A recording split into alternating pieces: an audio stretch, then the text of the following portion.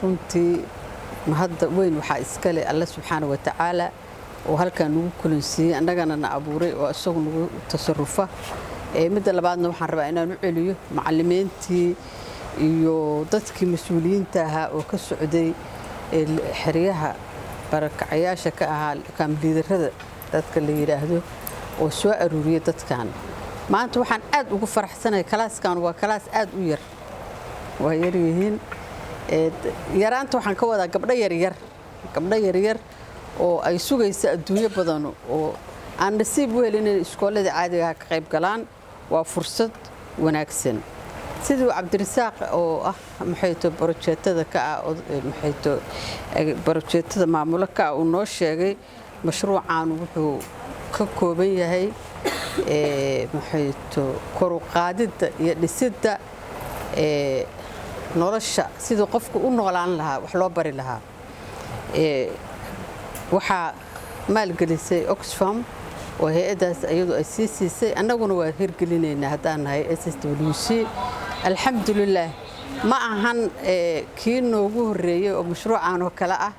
kii noogu dambeeyay insha Allah inuu soo noqon baan Ilaahay ka baryeynaa dad badan waxaan u maleynayaa dhowr waxaad ku noqonaysaan waa dhowr kun bay gaareen dumarka ka faa'iiday xirfadaha kala gedisan SWC hadda waxaan u taaganahay inaan haweenka iyo aruurta aanu kaalmeyno taageerno waa wax fiican waa horumar runtii waxaan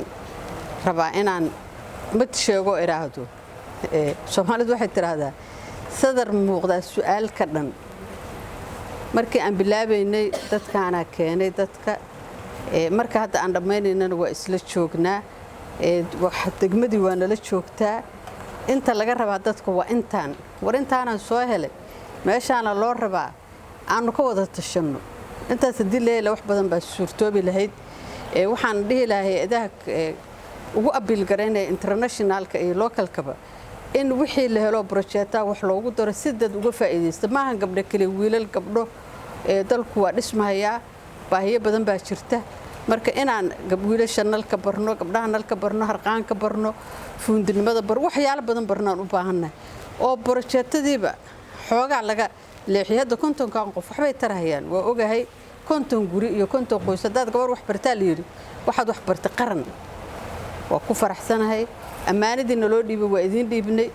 si waxaan idin dhiibnay aan dadaal badan u sameeyno masahlan suux walba in macallin yimaado masahlan dalku asoo duruufo badan oo adag jirto oo kuwa saakay duruufta aan joogno ka sii daran baan ku soo shaqeynay horena Ilaahay waxaan uga rajaynaynaa in loo sii socdo la wanaagsanaado waxaan rabaa inaan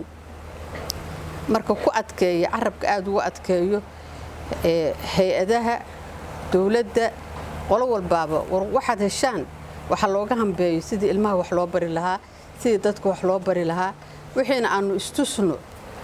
dadkan waxay soo galeen iyagoon bahasha cagta saare aqoon makiinada maantana waa kaas waxaas waa production ayagu ay soo saareen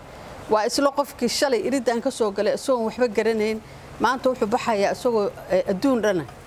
horaan u sameeyay tijaabooyin gabdhaha dukaamo badan ka dhisay gabdhaha ilmo iskool ka baray anigu waxaan rabaa wixii gabar loo dhibseedan anigu gabar baan u ahay advocacy oo u taaganahay maxaa yeelay waa ogahay gabdhuhu roolka ay ciidaha ku leeyihiin gaar ahaan Soomaaliya markii ay burburtay Soomaaliya markii burburtaana la kala ogaado laba oday baa wax isugu timid baa la yiri meel taar baa waagu hore hebel la dhigi jiray taarka wax lagu qaadan jiray war maxaad sugaysaa adigu si wiilan dhalay surmeesha isaga taday gabar sugay gabdhii waxay noqdeen wixii u naxay dadkii gabadhan hadda dhinacayga fadhida diaspora ka timid waa dadkii waqtiga adkaa ka soo saaray dadkii dalka ku haray marka waxaan rikaal aan ku soo tusay saakay waa ku casuumay inay la timaado oo ay aragto xaaladda dalku ku sugan yahay bardo haday laabato ayaduna shaqo dadka u soo qaban doontaa marka degmada kaamliidarada madaxda SSWC soo shaqeynaysay ardada wax baratay macallimiinta harqaanka bartay oo Faysal uu odaga u yahay intaasba waa mahadsantiin khayr Allah idin siiyo idinkana Allah idin barakeeyo